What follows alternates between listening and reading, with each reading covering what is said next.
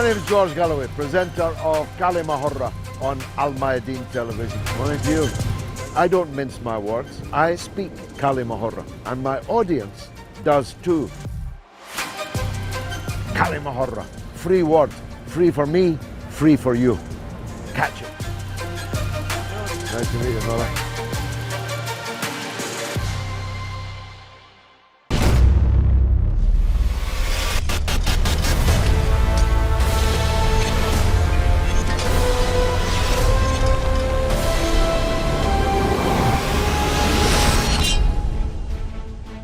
Welcome to this special edition of كلمة with me, George Galloway, as part of Mayadeen's in-depth coverage of the events in the Ukraine, which have, of course, changed everything. The tectonic plates have shifted, and we're asking the question, after that dust has settled, though there's much dust yet to be spilled, how did the world react to the Ukraine conflict? Well, the first point that needs to be made is it depends what you mean by the world. Usually people mean the Western world. The West is 10% of the population of the actual world.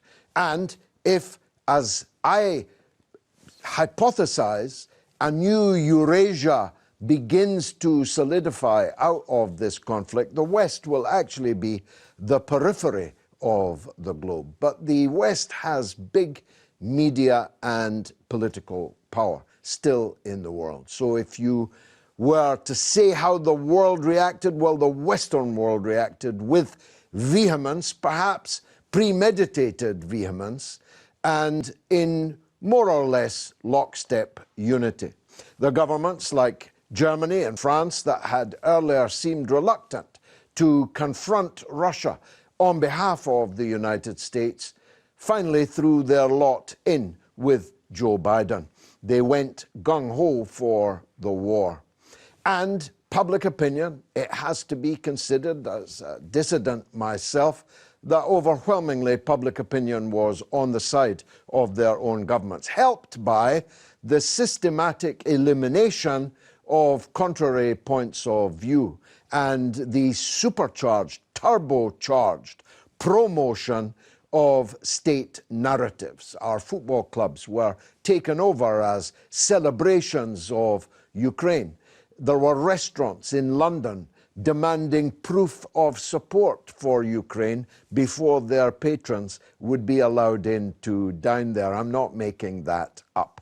On social media, which is a very significant difference from, say, the Iraq War in 2003, when someone like me felt particularly hunted and was regularly abused, sometimes attacked as a dissident. This is much, much worse, because now we have the amplifier of social media, which amplifies the official media's point of view. But the rest of the world, of course, was rather different. China remained steadfast in its strategic partnership with Russia, and China will, I think, in the end, be the major beneficiary of the great rupture, the great uncoupling that is now underway between the West and what will become that new Eurasian future. But India, interestingly, refused to go along with the anti-Russia jamboree. And that marked a significant turn of events also.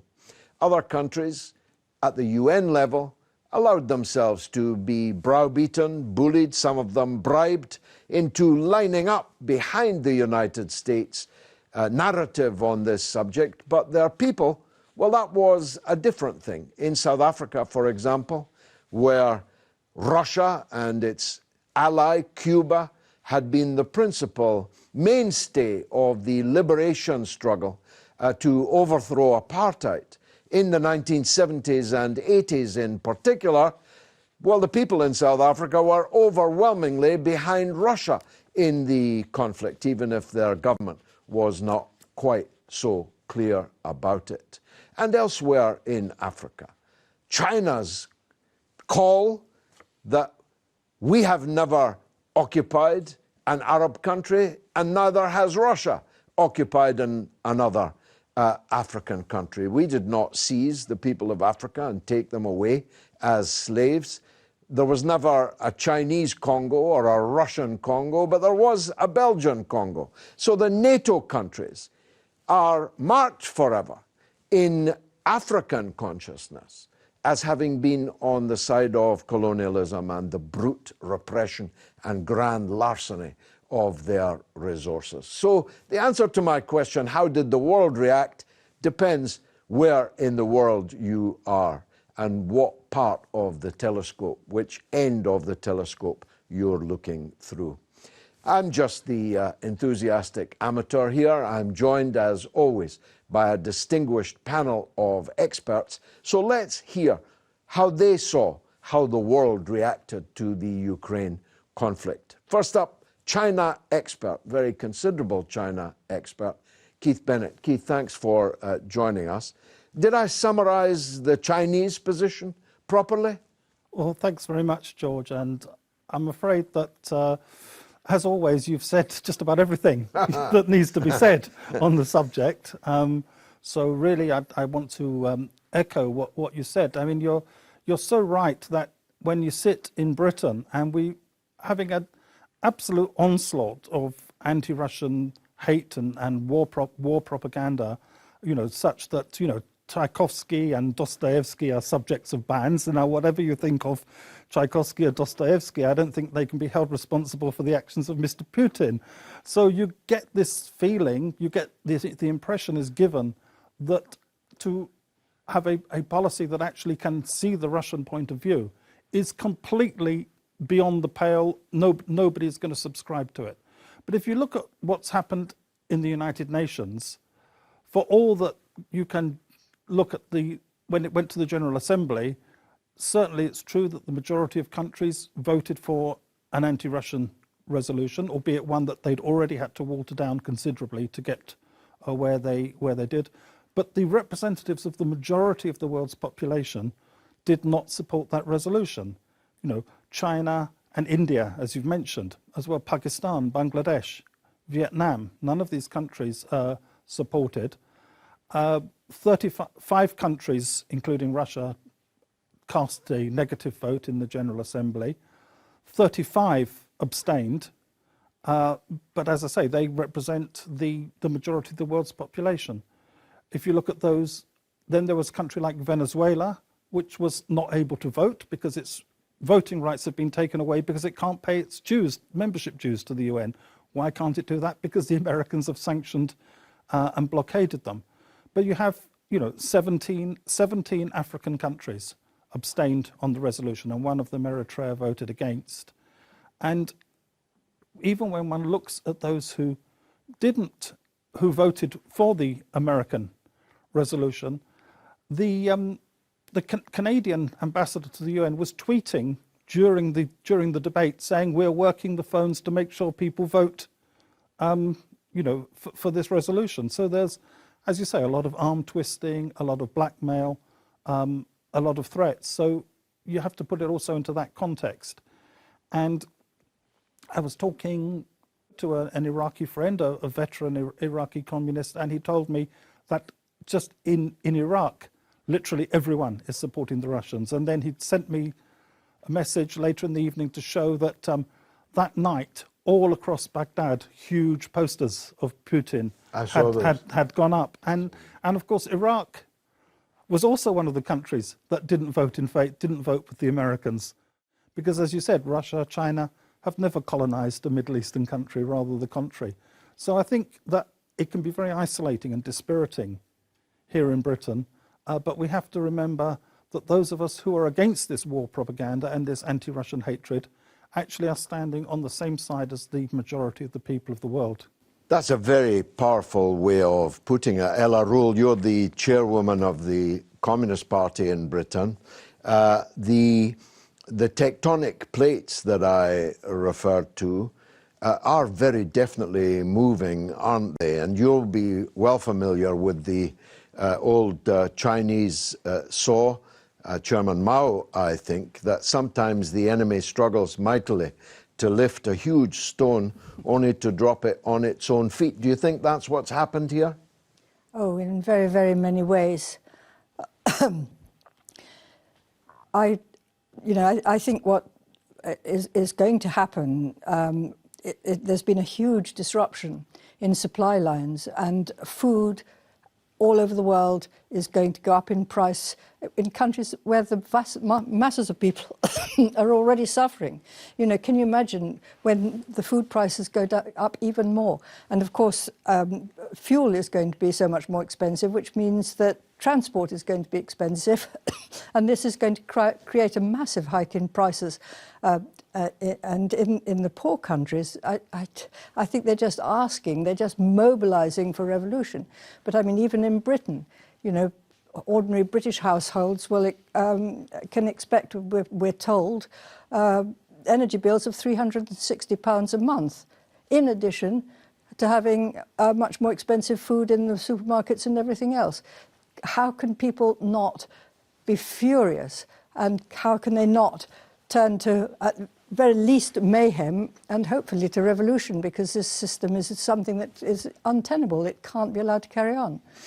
Gas in Britain on this day last year was 44 pence per therm. Today it is 796 pence. So the tripling of gas prices is about to triple and perhaps triple again. Mark Wadsworth, you are a veteran campaigner on the left for racial justice. You're the leader of grassroots Black Left. You are well in touch with your Africanness, though born and bred, of course, in Britain. This figure that Keith Bennett gave of mass abstention in Africa and the phenomenon I described of South Africa, where they can see things very clearly indeed. There were posters of Putin all over Baghdad. There were posters of Putin all over the townships in South Africa also. This is another of the great divides which has opened up, isn't it? As a person of colour, representing the majority of the world, as we heard from Keith, there is definitely a divide. I mean, you only have to switch on your television now that social media, and that's an example where it has worked, has shown horrifying images of black students, of students from India, from different parts of Asia, being forced away from getting onto trains to escape. They were studying in the Ukraine, pushed aside because they are the wrong colour as far as the Ukrainian authorities are concerned. And as a journalist of many decades, I am appalled that my colleagues have abandoned objective, impartial journalism for pure state propaganda. That's what we're seeing at the moment. And you must be more even aware than I am of the gigantic difference in official and public attitudes to refugees coming from the Ukraine compared to refugees coming through the Libyan Gap from other wars in the Middle East and North Africa. Absolutely. And I want to read a quote. And this is a BBC correspondent talking to a former Ukraine deputy general prosecutor, where he said that it appalled him seeing these fleeing white people as refugees from the conflict. He said, "It's very emotional for me because I see European people with blue eyes and blonde hair being killed." What does the BBC presenter say? "I understand and, of course, respect the emotion."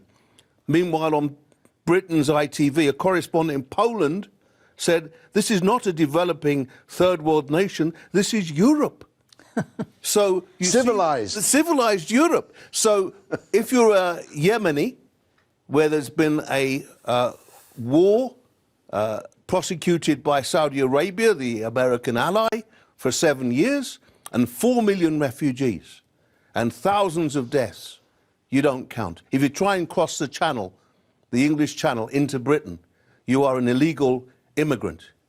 The Royal Navy will turn you back. Powerful indeed. Let's hear, though, from a Conservative voice, Conservative journalist and commentator, Andre Walker, who actually is on the Poland-Ukraine border. Andre, welcome to the show. Thanks a lot. What has happened, even in 2014, as a result of the coup in Kiev, when Crimea decided that its future lay with Russia? Of course, there were sanctions and so on. There was nothing like this escalation. What has changed? Well, before I was a journalist, I was involved in Conservative politics, and I'm somebody who campaigned incredibly hard against Britain's membership of the European Union. And I've never particularly thought that after the fall of the Soviet Union, NATO was relevant. The issue, though, as far as I'm concerned, is the response of Vladimir Putin. It is not appropriate to violate a sovereign nation. It is not appropriate to send your tanks in. It is not appropriate to drop cluster bombs. And so I think we need to remember that whilst I don't support Ukraine's membership of the European Union, because I don't support anybody's membership of the European Union, I don't think it's appropriate when people say that we're parking our tanks on Vladimir Putin's lawn. I don't think Vladimir Putin has the right to violate an independent country. And I believe that Ukraine has the right to join the European Union and NATO, should they so wish to do. It is, of course, something that I will campaign strongly against. And I think that we are seeing something that's really telling, in that even ethnic Russians in Ukraine are extremely opposed to this. Not because they don't want to be part of Russia, not because they dislike their Russian neighbors and friends and family, but because the way that this has been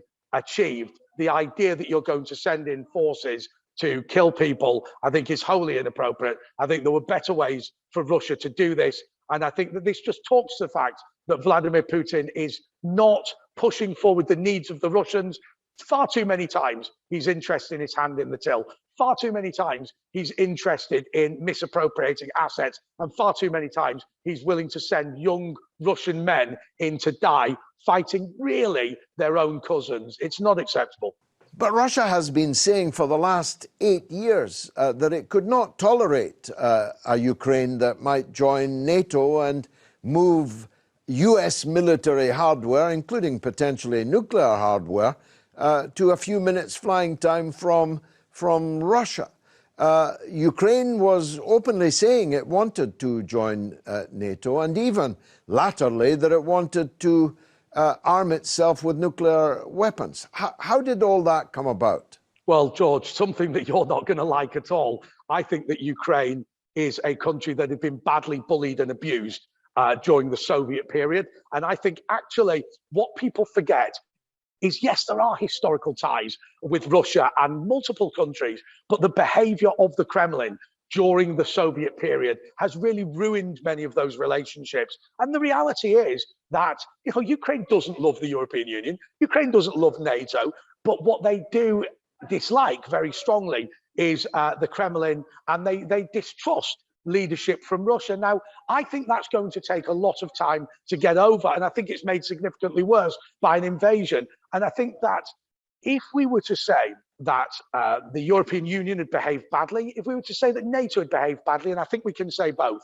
then we can also say that the response of dropping cluster bombs on primary schools is not the solution to that problem. And I think that we need to recognize that. And, you know, I don't think that if we want to have a more balanced and moderate relationship between former Soviet countries and Russia, then the solution of Vladimir Putin, I think, is even worse than what the European Union and NATO has done. The NATO countries, actually particularly the European members of NATO, are escalating this conflict by stuffing in huge amounts of NATO weaponry, including very advanced and high-tech weaponry, which may fall into, who knows, hands in the future. Why did they do that? Well, I think that's a really difficult question. I do not want to escalate the situation. And of course, I said right from the outset of this interview that, you know, I don't want the European Union to border Russia. But then again, I don't want the European Union to border anybody, because I believe that everybody should leave it.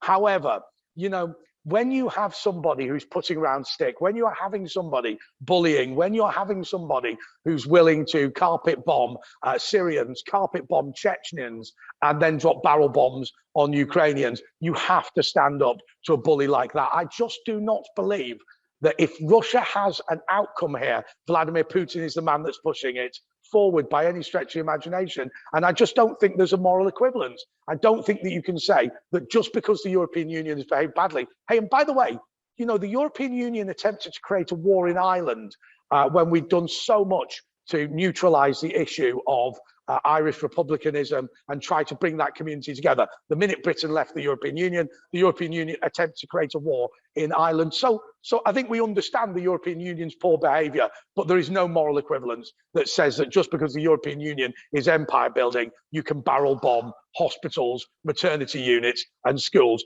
I just don't believe that Vladimir Putin is the solution to any problem in the world. You're on the Polish-Ukrainian border. I know you've not been there for long, but what's your impression of how the local people are seeing this conflict? Well, I think there's a fair degree of terror here. I don't think people in Poland, particularly, and obviously I'm in Poland rather than Ukraine at the moment, I don't think the Polish people are particularly nervous about any sort of invasion of Poland. But of course, what has happened is there is a huge refugee crisis. And I just think that people are genuinely devastated that there will be war in Europe. You know, there is an element about Europeans, which I don't know whether you would call it racism, but certainly it's an uppityness where, you know, wars are something that happens somewhere else. Refugees are what happens to Afghans or people from the Middle East. It shouldn't happen in our continent. And I think that there's a great deal of shock and terror as a result of what's taken place. It is typical, isn't it, Ella, that they think that wars are something that only happen elsewhere, that has its own loaded set of issues. But they seem to have forgotten Yugoslavia. Oh, they seem to have forgotten that NATO actually bombarded a European capital, Belgrade, just over 20 years ago. Yeah, and of course he's a very strange friend to have, because he's accepting as gospel truth that the Russians have been bombing primary schools and maternity hospitals. Not just bombing, the old barrel bomb has come back into the discourse. I haven't seen a barrel bomb. Yeah. Go on. Yeah, so, you know, part of our difficulty is that we are cut off from any source of news other than the official line. So we don't actually know what's really happening. So they can make any kind of lie about what Putin is doing. I mean, Putin would be idiotic to bomb maternity hospitals and primary schools. You know, what would be the point militarily of doing so? I mean, what he's interested in is having Ukraine neutral. He wants all the Ukrainians to be happy in Ukraine, but neutral. And bombing primary schools and maternity hospitals would be so stupid. Surely nobody thinks Putin is as stupid as that. I mean, he's a very clever person. I've never known a time, have you, when we have been so cut off from alternative. I mean, and I go back some. Even in the Vietnam War, we had journalists striking a discordant note, particularly photographers and cameramen who were sending back images that were quite at odds with the anodyne political discourse of the politicians. But from this part of the world, the periphery, the 10%, it's really blanket wall to wall, isn't it? Yeah. I mean, it's just unbelievable. And they've completely forgotten the demands that Russia put just at the end of last year. We want a neutral Ukraine. They've also forgotten the war didn't begin 16, 17 days ago. No. It began 8 years ago. Absolutely. With the Western overthrow of the elected government. Absolutely. The president running for his life, the parliament on fire, the MPs at gunpoint, forced to sign anti-Russian legislation, and so on. There'll be much more of this in the second half, so don't go away.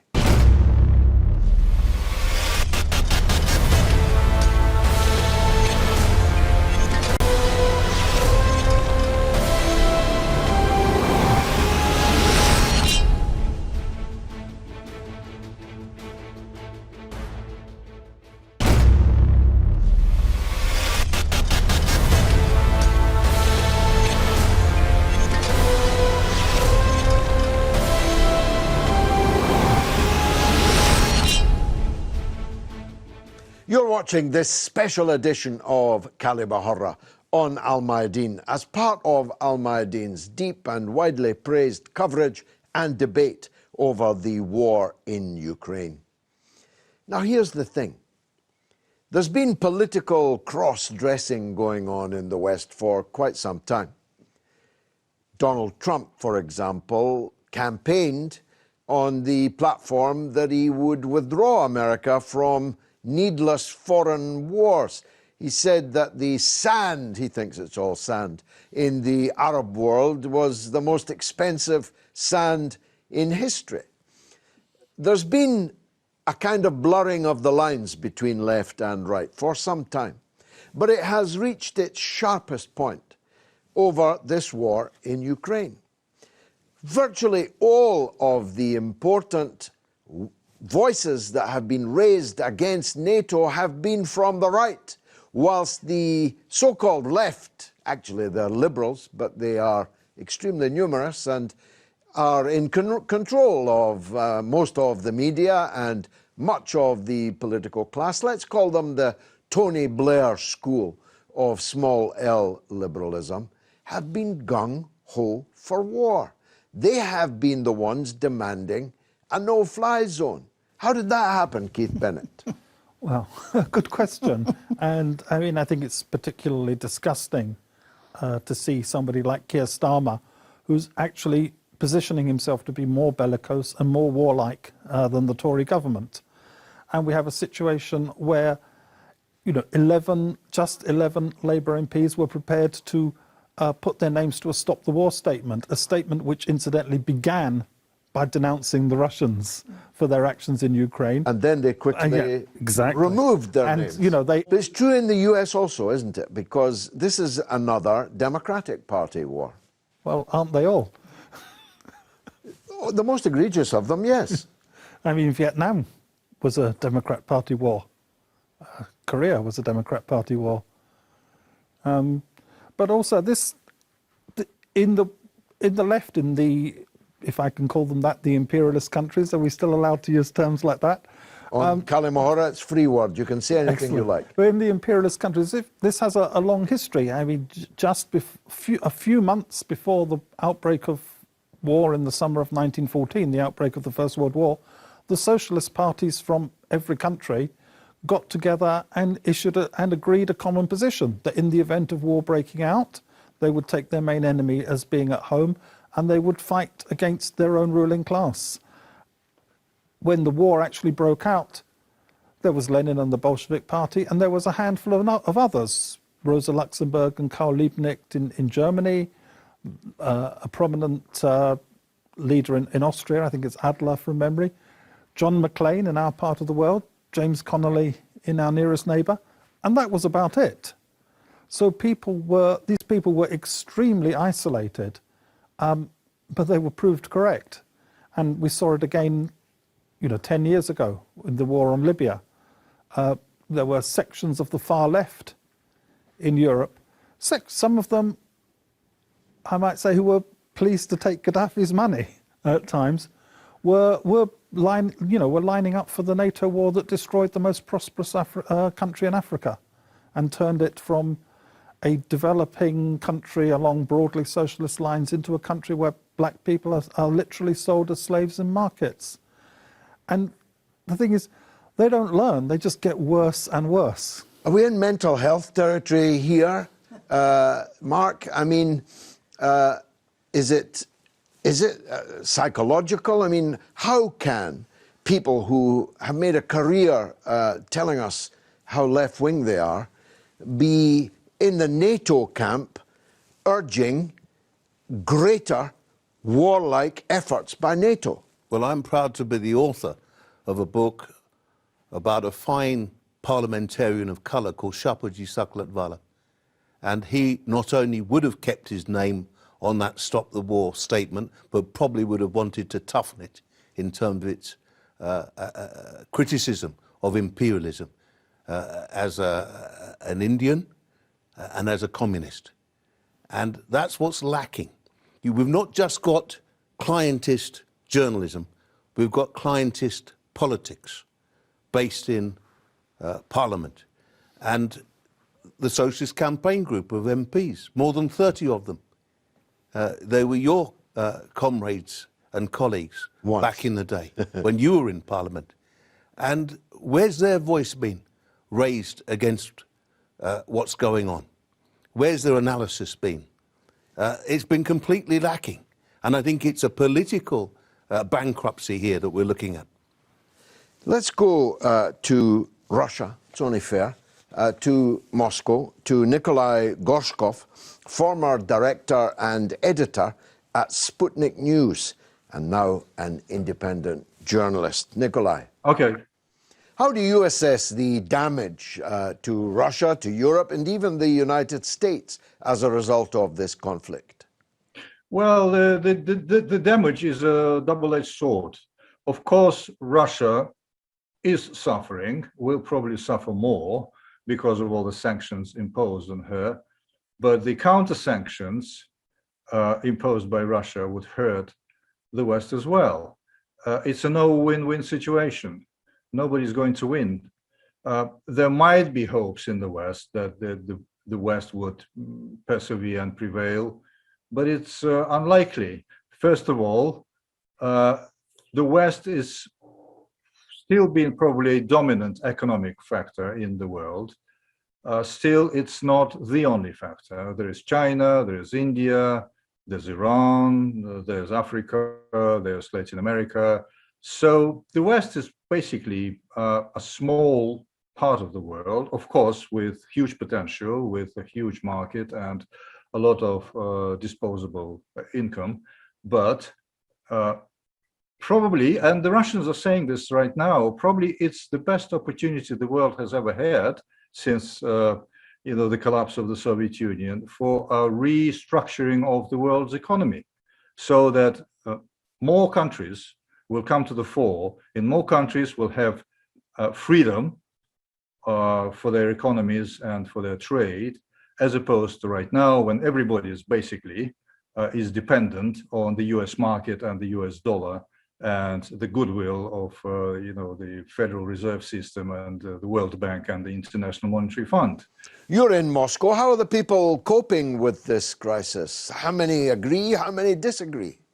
Well, obviously, there is a split in the Russian public opinion.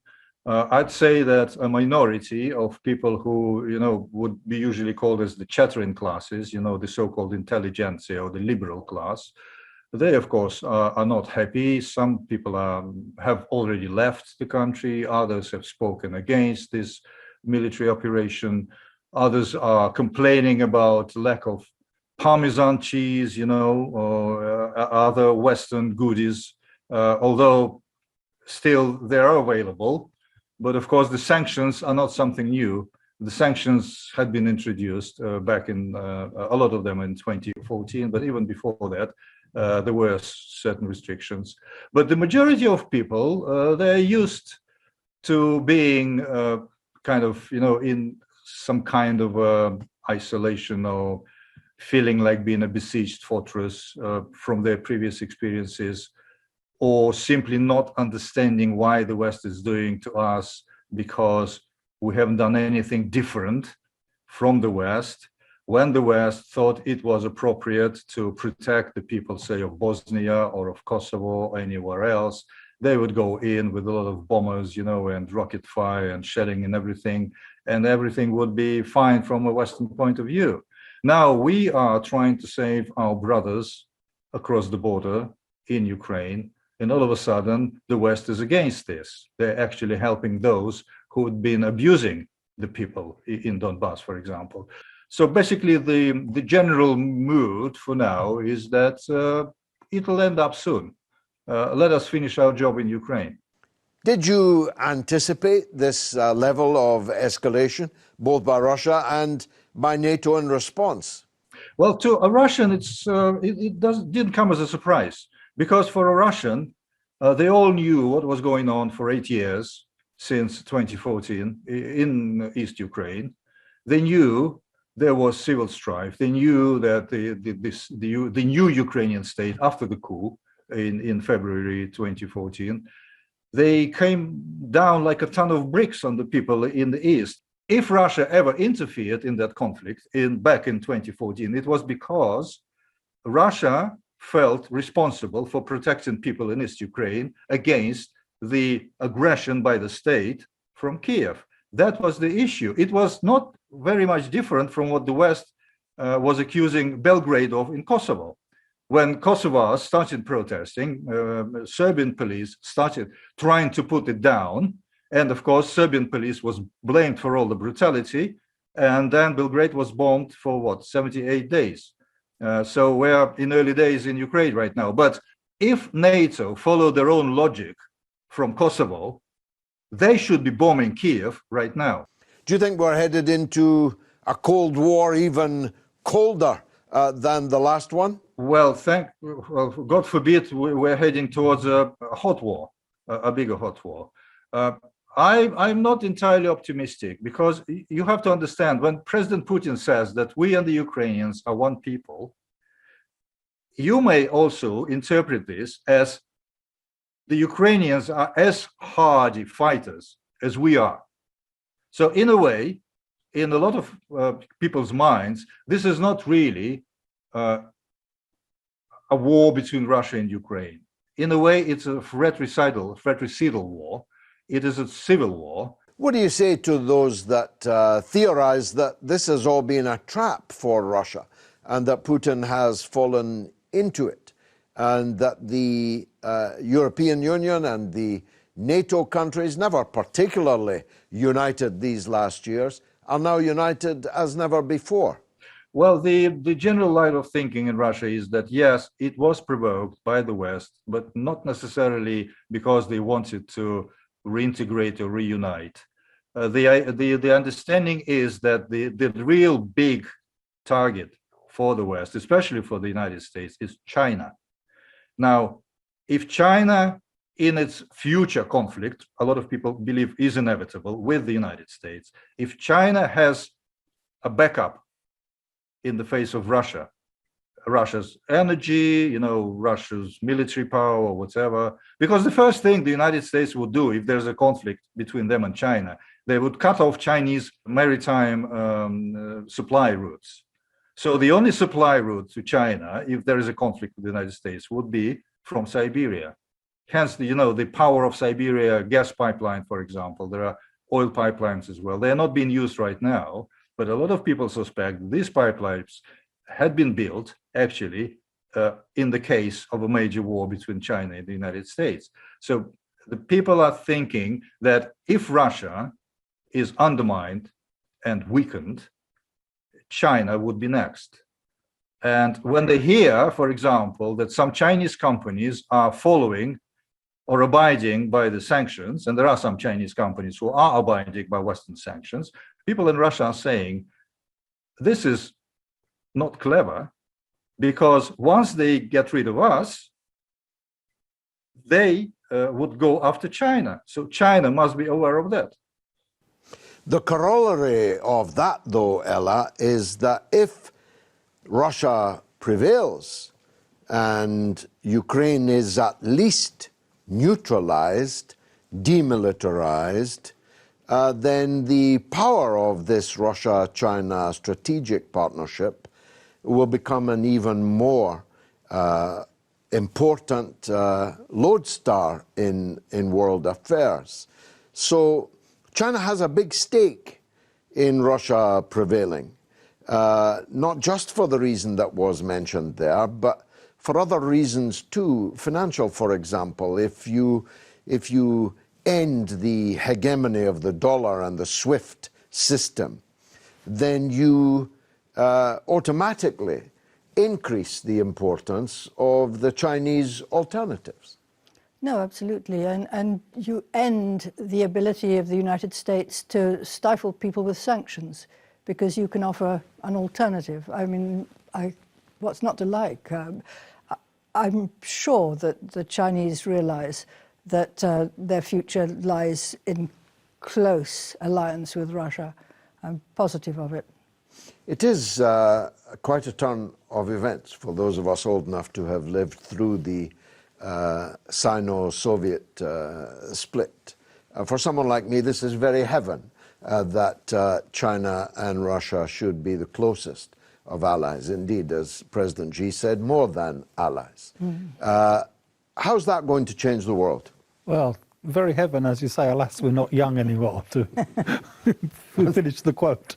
Yeah. Well, yeah, I think that if one looks at this situation, I think our friend in Moscow was, absolutely right about the importance to China of that source of oil and natural gas from Russia, from Siberia, also from Turkmenistan. That's also very important. But just a few weeks ago, President Putin was in Beijing. He was there for the opening of the Winter Olympics. But very importantly, President Putin and President Xi Jinping issued a joint statement of 5,300 words, which is, very, I think it's pretty much unprecedented in Chinese diplomacy. I can't speak about Russian to that extent, but where they really set out what's essentially a manifesto for a non-imperialist world order, and this is something that came about in the last few weeks. And if you look at that last 50 or so years of international relations that you alluded to, whether it was from the Republican side in the US, fronted by Kissinger, or the Democrat side, fronted by Brzezinski, their overwhelming goal was to ensure that the Soviet Union, as it was, and China should remain as divided as possible, so that the United States could essentially play both sides against the middle. But for about the last 10 years, I'd say, since Hillary Clinton, particularly since Hillary Clinton was Secretary of State under Obama, the West has seemed to do everything in its power to drive Russia and China together, which, I think will be seen, luckily, as a monumental failure of foreign policy. They seem to want Russia and China and Iran and others to join as close together as possible, because I think they were, with the collapse of the Soviet Union, they were drunk with success. Drunk with arrogance and power. But also, I think because they thought that they'd crush Russia. I mean, Bloomberg did an article recently where it said that in the space of 2 weeks, Russia leapfrogged North Korea and Iran to be the most sanctioned country on earth, or most sanctioned by North America and Europe, and I mean the only places in Asia that have joined in those sanctions, and the list speaks for itself: Japan, Taiwan, South Korea, and Singapore. Nobody else in Asia is putting any sanctions. But this package of unprecedented sanctions by so many countries, this plan was not worked out in a day. They've been waiting for their opportunity. And of course, every action has a reaction.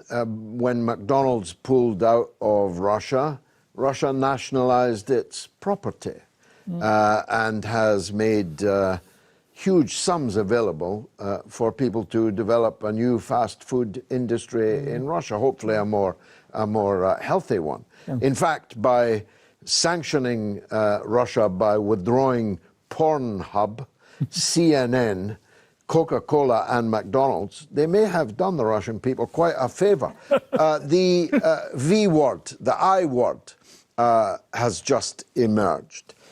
Iran will be out of sanctions in days. Yep. The JCPOA has been put back together. Having declared President Maduro an outlaw in Venezuela and given someone else his job, to whom they gave $1 billion worth of gold from the Bank of England, what happened to Juan Guaido? Now the Americans are in Caracas begging President Maduro to up the oil output and lifting some sanctions to enable him to do so. I think we should build on your theme of the unexpected consequence of this aggression by NATO, the imperialists, the Americans, of a Eurasian alliance that's come out of this. I mean, I'm helping with other black activists and trade unionists to build a new anti-racist European organization called the Liberation Movement. And you've supported that from the get-go. And we were in Chinatown on a demonstration against anti-Asian hatred. And, you know, during the pandemic, we saw the attacks on Chinese people, people who looked Chinese, they were attacked. My own wife, who's not Chinese but looks it. That's right. So you saw what happened there. And now you're seeing a wave of anti-Russian hatred. You know, organizations, restaurants that have Russia in their name, Russian restaurant, have had to take it down. You know, just absolutely irrational behavior going on. You mentioned football stadia, where you see all these yellow and blue flags and, you know, whatnot. It's obligatory, obligatory. But, you know, as a journalist, let me raise a question. You talked about George Orwell before, where the Ministry of War becomes the Ministry of Peace or the Ministry of Defence. What about this word radical? They're calling the neo-Nazis that do exist, in fact there's a battalion of them in the Ukraine, they're calling them radicals. They're not calling them neo-Nazis or Nazis. So language has been twisted to disguise some of the horrors that have gone on, including in the Donbass, you know, the two republics that have a Russian... For 8 years. That's right. Both of my grandfathers in the same regiment fought in the same army, in the same two principal battles, the Battle of El Alamein and the Battle of Monte Cassino, against Nazis, against fascism. They didn't know each other, but they were in the same regiment. And their son and daughter married each other, and that's why I'm here. We've reached a stage now where the British and American governments and the Western media are in full support, full flight support for an ultra-nationalist government in Kiev and its armed forces, a significant part of which is Nazi. And when you show people their swastika flags and their SS insignia and their Hitler salutes and their adoration for a man responsible for the massacre of hundreds of thousands of Polish and Ukrainian people, many of them Jews, many of them murdered before the SS even got there to murder them. That man's name is Stepan Bandera.